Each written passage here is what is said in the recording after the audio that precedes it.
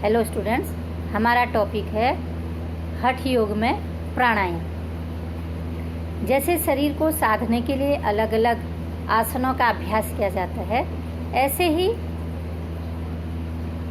प्राण तत्व को साधने के लिए, प्राण तत्व को नियंत्रण करने के लिए प्राणायाम के अलग अलग क्रियाएं अपनाई गई। तो हमारे जो उपनिषदों में बात आती है कि हमारे जो अस्तित्व के 5 स्तर हैं, अन्नमय कोश, प्राणमय कोश, मनोमय कोश, विज्ञानमय कोश और आनंदमय कोश।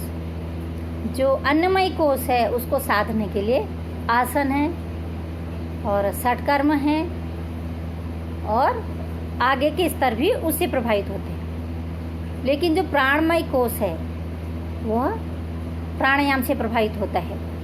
तो प्राणमय कोश जितना ही हमारा स्ट्रांग होगा, जितना ही शक्तिशाली होगा, हमारा स्वास्थ्य भी उतना ही अच्छा होगा या हमारा व्यक्तित्व भी उतना ही अच्छा होगा।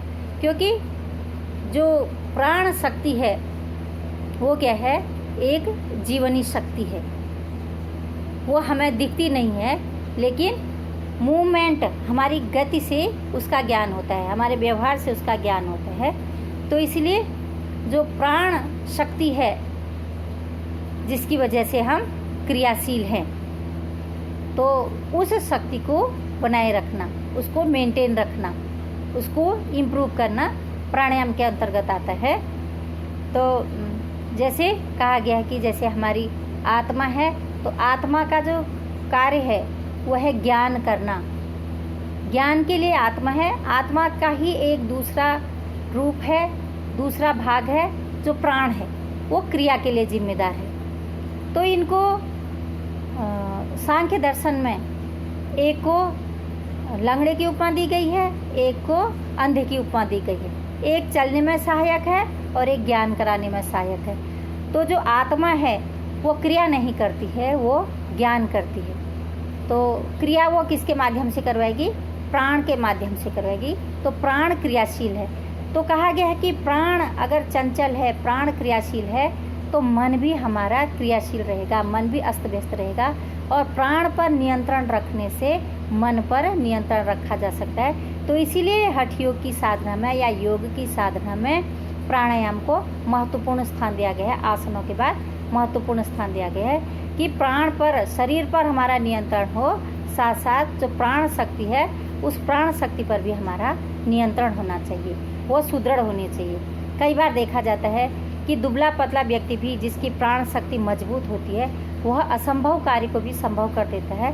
और जो मोटा घाटा तगड़ा व्यक्ति होता है और वो एक सिंपल सा या छोटा सा कार्य भी नहीं कर सकता है, क्योंकि उसकी प्राण शक्ति कमज़ोर होती है। और प्राण शक्ति अगर मजबूत होती है तो उसका प्रभाव व्यक्ति के शरीर पर, उसके चेहरे से, उसके तेज से उसका पता चलता है कि व्यक्ति में कितना तेज है। तो प्राण शक्ति जब मजबूत होती है तो शरीर के माध्यम से वो दिखती है, उसकी जो चमक होती है वो चमक, उसका तेज उसके या हमारे शरीर के माध्यम से दिखाई देता है।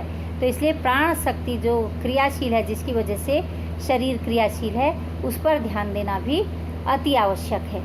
योग विज्ञान के अनुसार प्राण एक अंतर्निहित तेजस्वी शक्ति है।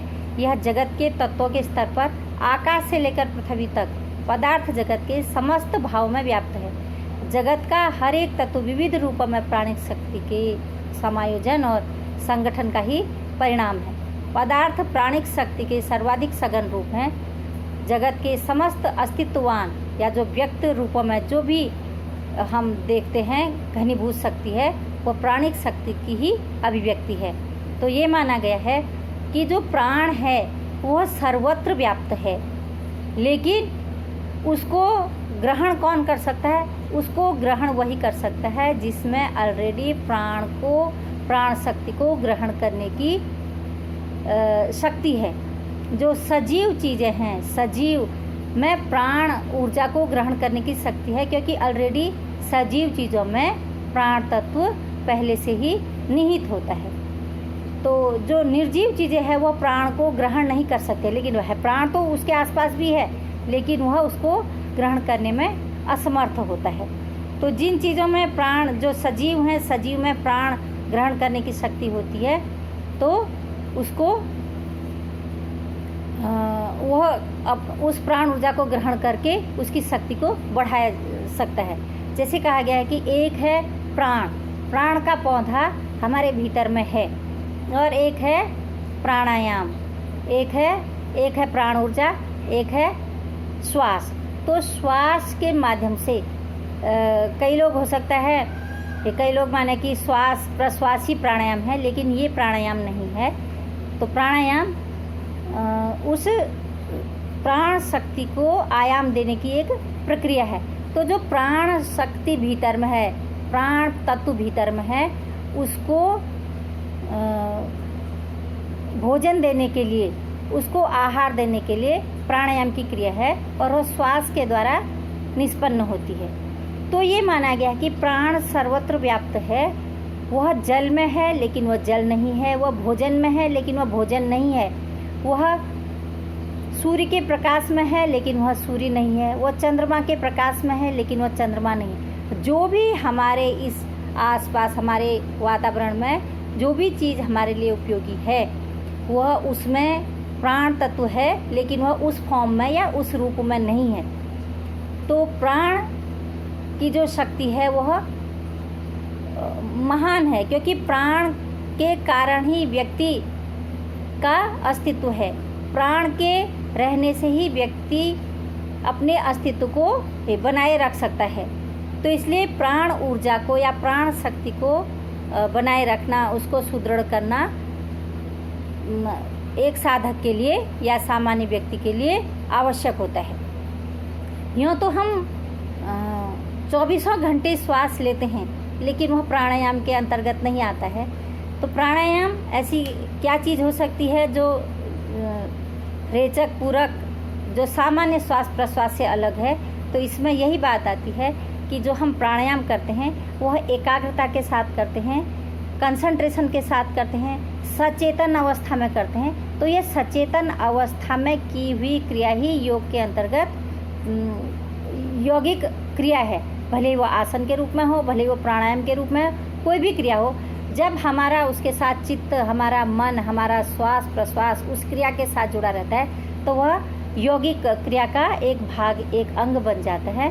तो इसलिए जो प्राणायाम है, तो 24 घंटे सांस लेने से जो फ़ायदा नहीं होता है, वो फ़ायदा हमें 10 मिनट या 15 मिनट के श्वास लेने से या प्राणायाम करने से उसका फ़ायदा मिल जाता है। तो इसलिए प्राण की शक्ति को हम अनदेखा नहीं कर सकते हैं। प्राण के अलग अलग रूप है, प्राण शक्ति के अलग अलग रूप है। जो योगी होता है वह प्राण ऊर्जा को ही जगाता है, उस ऊर्जा को जागरण करता है, उस शक्ति को बढ़ाता है और असंभव को भी संभव कर देता है। तो इसलिए प्राण ऊर्जा को बनाए रखना, उसको इम्प्रूव करना साधक के लिए आवश्यक है। प्राणायाम प्राण प्लस आयाम। प्राणायाम में 3 क्रिया होती है, रेचक, पूरक, रेचक और कुंभक। तो हठियों की क्रियाओं में, हठियों की साधना में प्राणायाम शब्द न होकर के कुंभक है। तो श्वास प्रश्वास को लेना प्राणायाम नहीं है, श्वास प्रश्वास की गति का विच्छेद करना प्राणायाम। श्वास प्रश्वास की गति का विच्छेद करना, जैसे कहा गया कि प्रा और ण, इसका तात्पर्य है निरंतर।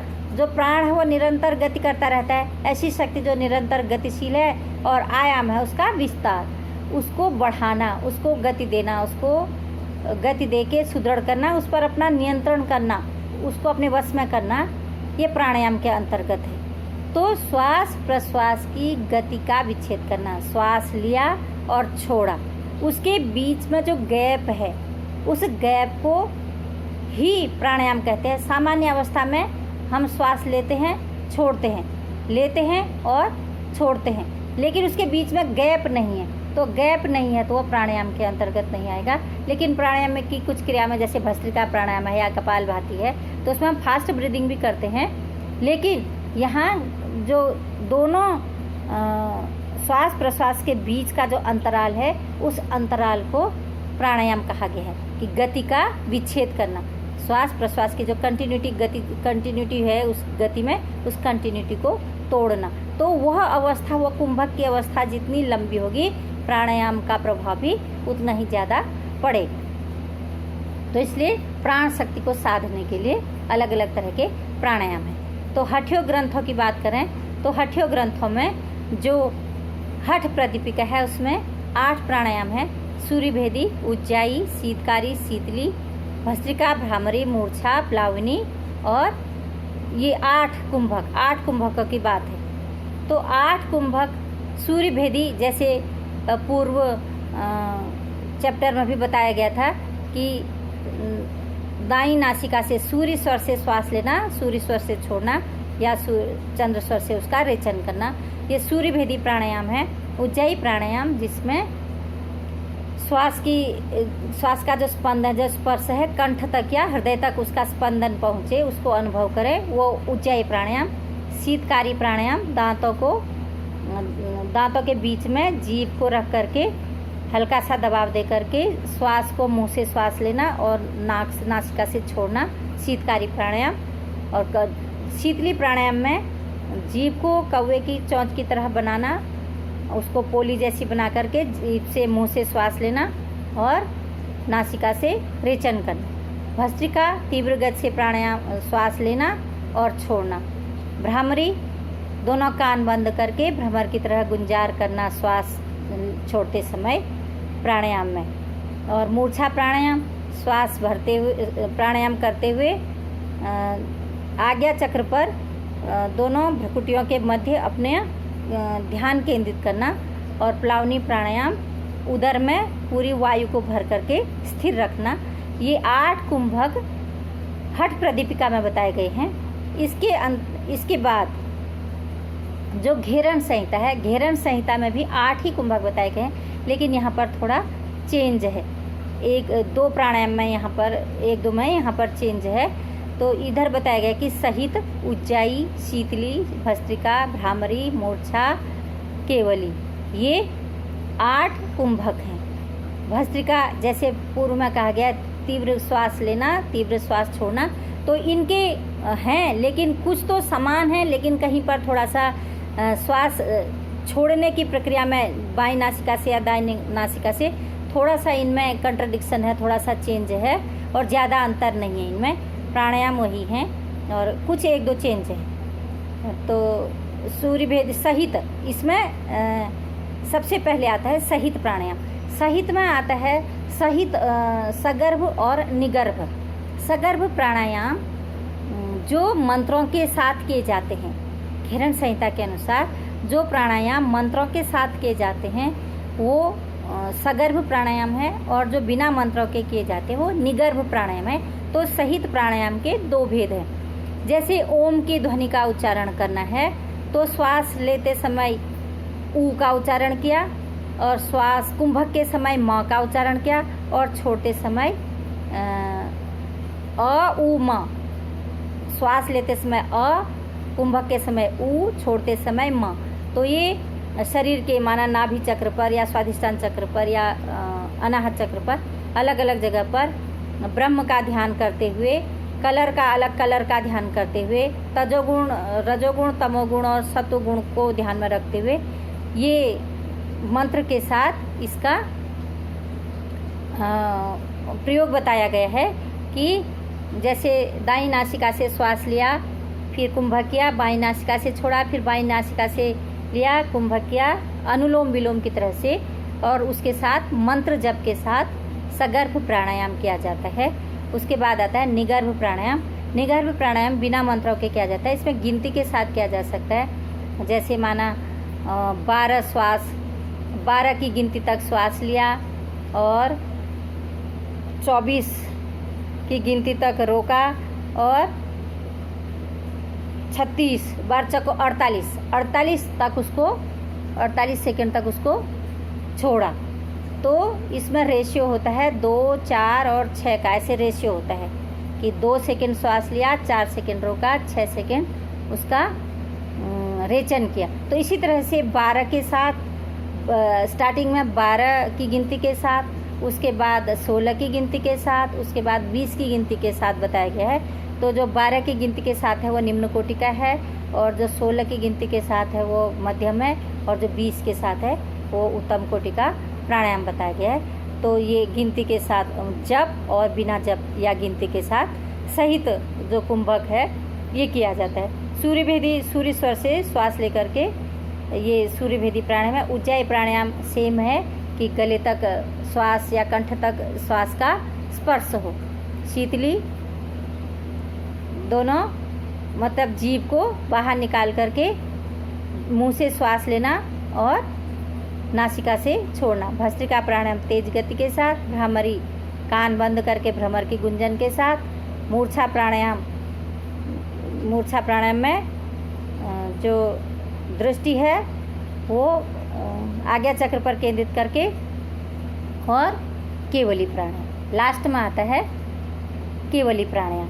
इस केवली प्राणायाम की विशेषता है कि जब साधक या अभ्यासी अभ्यास में पारंगत हो जाता है, निष्पन्न हो जाता है, परफेक्ट हो जाता है, तो उसको फिर उठते बैठते चलते फिरते उसके सोहम मतलब हर समय उसके भीतर में श्वास के साथ तो जुड़ा है। श्वास ले रहा है तो सो, और श्वास छोड़ रहा है तो हम। श्वास ले रहा है सो, श्वास छोड़ रहा है हम। तो सोहम की ध्वनि, सोहम का मतलब है कि वही मैं ब्रह्म हूँ। ये कल्पना की गई है कि जो हमारी श्वास की ध्वनि है वो सोहम, हमारे भीतर से जो नाद निकलता है वह सोहम करके निकलता है। तो जब साधक प्राणायाम के समय इस सोहम का अभ्यास करते करते मतलब ये इस स्थिति में पहुंच जाता है कि उसको उठते बैठते खाते पीते वही उसके दिमाग में होता है, वही उसके सोच में होता है या उसके क्रिया में वही होता है, तो वह केवल प्राणायाम मतलब केवली प्राणायाम है।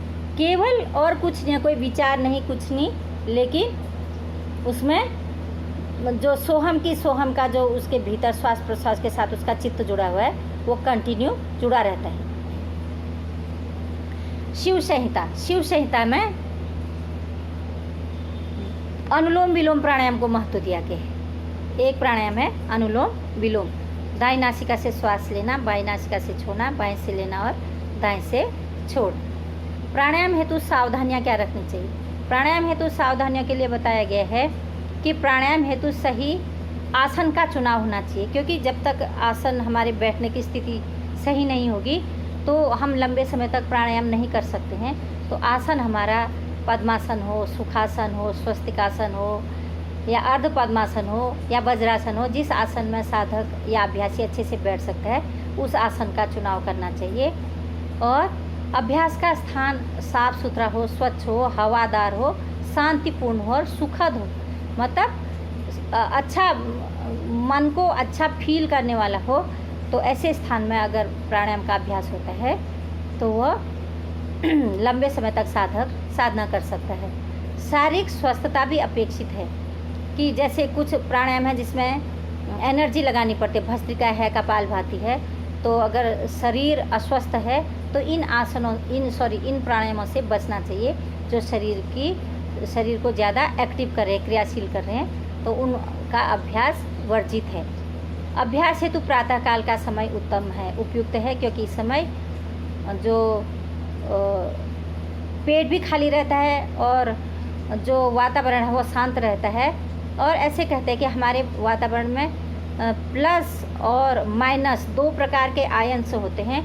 तो प्रातःकाल के समय जो माइनस वाले आयंस हैं उनकी संख्या ज़्यादा होती है, तो इसलिए प्रातःकाल का समय शांत और सुखद होता है। और जैसे जैसे धूप बढ़ती है, जैसे जैसे दिन आगे बढ़ता है, तो जो प्लस वाले आयंस हैं उनकी संख्या बढ़ने लगती है और जो माइनस वाले हैं उनकी संख्या कम होने लगती है।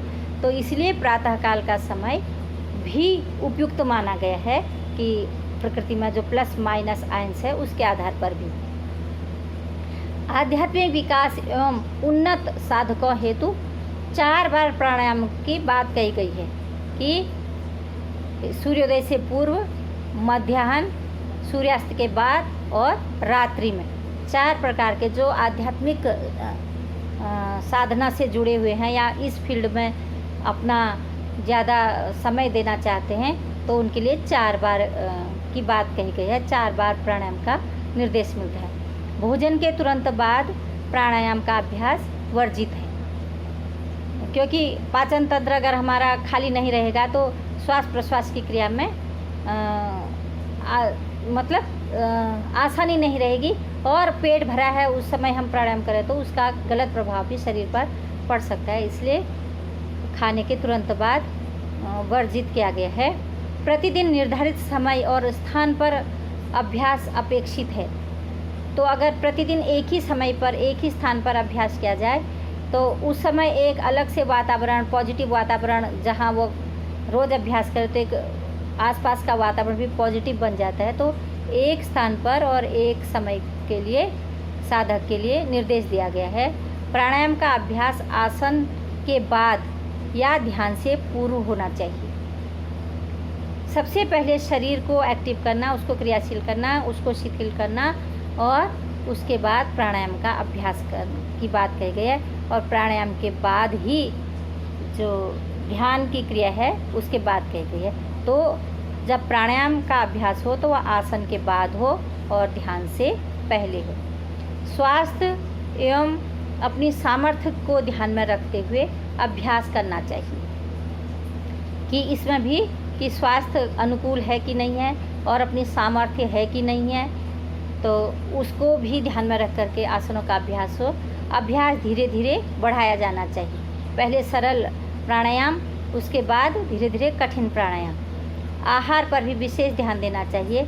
तो कहा जाता है कि प्राणायाम के दौरान गर्मी बढ़ती है और शरीर में खुश्की भी आती है, तो घी दूध का भी सेवन या संतुलित भोजन का भी सेवन अपेक्षित है। और विशेष परिस्थितियों में चिकित्सक की सलाह लेनी चाहिए, ताकि प्राणायाम का कोई दुष्प्रभाव व्यक्ति के, साधक के या अभ्यासी के शरीर या मन या भावों पर या उसके व्यवहार पर न पड़ सके। प्राणायाम के लाभ। प्राणायाम के एक नहीं अनेक लाभ हैं। प्राणायाम को 3 भागों में बांटा गया है: संतुलन वाले प्राणायाम, शांति प्रदायक प्राणायाम और शक्तिवर्धक प्राणायाम। तो इसमें से जो प्राणायाम है जो शरीरगत वायु को संतुलित रखते हैं, कुछ प्राणायाम ऐसे हैं जो शरीरगत वायु को संतुलित रखते हैं, जिसमें वायु संबंधी रोगों से बचा जा सकता है। प्राणायाम मन को शांत रखने में सहायक है, जिससे मानसिक स्वास्थ्य की प्राप्ति सहज हो जाती है। प्राणायाम प्राणिक शक्ति को बढ़ाने में सहायक है, जिससे शरीर, मन एवं भाव संबंधी समस्याओं का समाधान होता है। प्राणायाम नाड़ी शुद्धि में सहायक है, जैसे कि 72,000 या 3.5 लाख नाड़ियों की बात कही गई है हड्डियों में, तो वो इससे शुद्ध होती है। अतिरिक्त वजन को कम करने में सहायक है, क्योंकि प्राणायाम गर्मी को बढ़ाते हैं तो उससे ऊर्जा का भी व्यय होता है। तो जो एक्स्ट्रा चर्बी होती है, फैट होता है, उसको कम करने में भी प्राणायाम सहायक है। प्राणायाम अनेक रोगों के उपचार में सहायक है। प्राणायाम आध्यात्मिक विकास में सहायक है। तो ये जो हठ योग के अनुसार जो प्राणायाम के लाभ बताए गए हैं, इसके अलावा भी जो प्राणायाम के कई लाभ हैं। तो प्राणायाम प्राण शक्ति को मजबूत करते हैं, जो शरीर, मन और भावों को प्रभावित करते हैं। तो यह शारीरिक दृष्टि से, मानसिक दृष्टि से, भावात्मक दृष्टि से और आध्यात्मिक दृष्टि से सभी रूपों से प्राणायाम हमारे लिए उपयोगी है। तो सावधानी के साथ अगर इनका अभ्यास किया जाए, नियमित इनका अभ्यास किया जाए, और जो इसके लिए रूल रेगुलेशंस हैं, जो अनिवार्यता हैं, उनको ध्यान में रखते हुए अगर इनका अभ्यास किया जाए तो इसका लाभ हमें अवश्य ही मिल सकता है। धन्यवाद।